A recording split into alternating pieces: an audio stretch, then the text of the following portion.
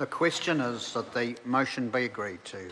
Mr. Speaker. David Cunliffe. Mr. Speaker, I rise to take a brief call in support of the Subordinate Legislation Confirmation Bill. The Labor will be supporting the bill and the Minister's comments that this is a routine part of the House's work.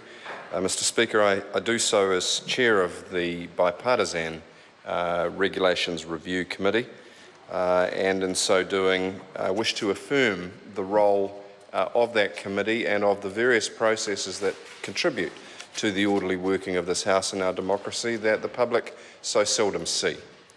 Sir, the Confirmation and Validation or Subordinate Legislation Confirmation Bill plays a role in examining regulations, their associated regulation-making powers, to confirm and validate subordinate legislation, in this case in 9 acts that will lapse unless confirmed and validated.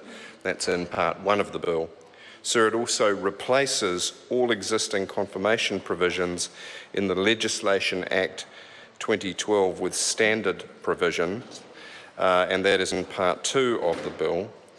There is, sir, I would note, a matter before the Regulations Review Committee which goes to the nomenclature which is being used pursuant to the 2012 legislation bill, of which there is a diverse range to describe different technical categories of instruments such as disallowable and non-disallowable instruments.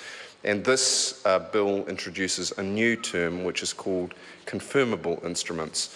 And so just to put on record the fact that the committee is working in a bipartisan way with the Parliamentary Counsel Office and the Attorney General to undertake a review of this nomenclature with a view to it being standardised and further streamlined, and for the development of a mandatory reporting and registration system so that all Crown agencies and entities have a streamlined, easy to read, easy to find set of indicators of regulations and other forms of subordinate legislation. So that's an ongoing process with which we are engaged. And I mention it simply to say that it's one of those other cross-party, below-the-radar, useful pieces of work that the public so seldom sees, but they can have some confidence is occurring in a reasonable and bipartisan manner. Sir, the next steps from here are that the House and the Regulations Review Committee will see this bill off to its various subject select committees. The 9 acts that are referred to within the clauses of this bill will be separately considered by the relevant committees.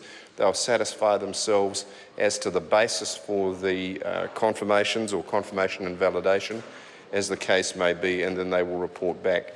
It would be unusual, sir, for a bill that has got this far through the Cabinet process to contain matters that are either controversial or technically problematic. It would be our expectation, sir, that we'd be able to report back to the House in a timely fashion that these measures should proceed.